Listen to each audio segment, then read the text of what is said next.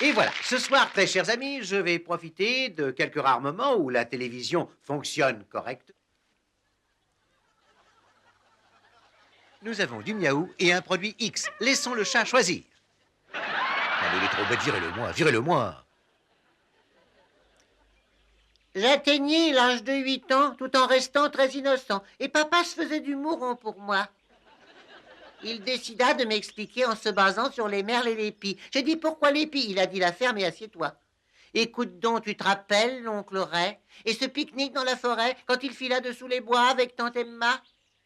Et moi je courais derrière la grosse Joël. T'as vu après ce que j'ai fait d'elle? Alors réfléchis bien, les pies, c'est ça? Pas bosse dur, on doit le dire. Mais dis gosses, faut les nourrir, plus les 7 qui traînent un peu partout. On porte les frusques des plus grands que nous. Il se trouve que c'est moi le cadet. Je suis le seul garçon, alors je suis toujours en caleçon. Il a dit que je dois penser à me marier. J'aimerais autant me suicider. Et si t'épousais Maude, la belle Hickley, cette garce de Maude, ah, je suis pas d'accord. La moitié du pays lui est passée sur le corps. De quoi tu te plains? Il te reste l'autre moitié. Il a dit, tu dois choisir une compagne, c'est très utile à la campagne. Oui, mais il faudra la nourrir et c'est un grand défaut. Question de bon sens. On n'achète pas de bouquins quand il est si facile d'aller les emprunter à son voisin. Un jour, j'ai trouvé l'amour sur le mont Badjadour. Un jeune pigeon gisait à mes pieds. Il y avait tout plein de sang tout autour. D'abord, j'ai dit, je vais le tuer. Et une fois à genoux, j'ai entendu son cœur battre. Alors je l'ai pris dans mes mains et j'ai foncé chez moi vers maman. Elle a dit, je suis fière de mon garçon, il est digne de moi. Tu es prévenant, tu es gentil, tu n'as que de douces pensées. Et tu sais que ton papa les adore au petit point. Alors j'ai dit, je vous interdis de toucher à mon oiseau. Je suis parti sans dire un mot et je l'ai emmené dans ma chambre et j'ai tiré le verrou. Ensuite, je l'ai baigné, puis je lui ai donné ma soupe jusqu'à ce qu'il reprenne ses forces, car j'avais jamais eu un ami comme lui.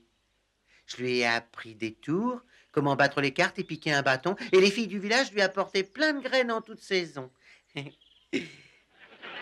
Papa, on n'entre pas, j'ai dit, ou bien mon oiseau s'enfuira. Papa s'en allait, mais les filles restaient là. Il y avait Mabel qui puait les tables, et puis Marie qui puait le lait. J'ai eu la visite de notre première rosière, celle de la grosse belle bête mais fière, comme un militaire de carrière.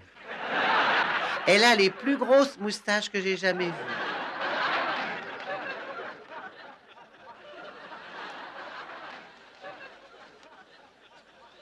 Papa veut que je relâche le pigeon. Mais maman a dit, oh non, tu tires sur les pigeons, c'est ton pire vice. Mais le vicaire a dit, mon fils, cet oiseau, tu te dois de le remettre en liberté, ou c'est très laid.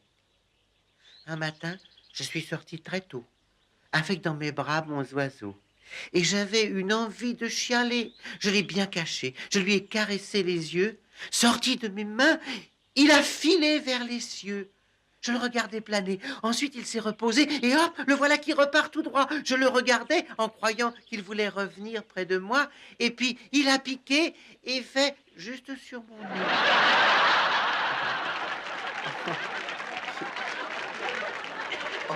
Oh.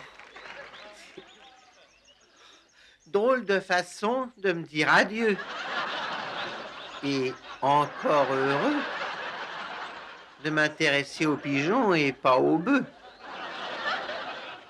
Papa a dit, il est fêlé ton ramier. Et quand j'ai voulu vérifier, il avait déjà rejoint son pigeonnier.